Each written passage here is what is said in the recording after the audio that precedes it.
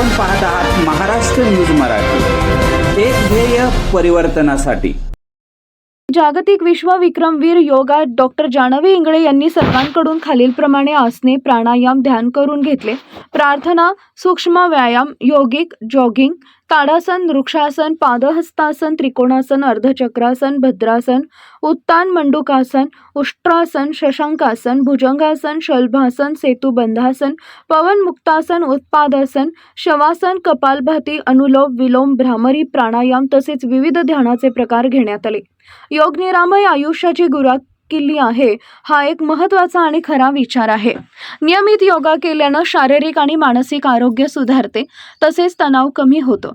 एकूण जीवनशैलीत सकारात्मक बदल घडतात असं मत यावेळी पोलीस उपअधीक्षक राजीव नवले यांनी व्यक्त केले।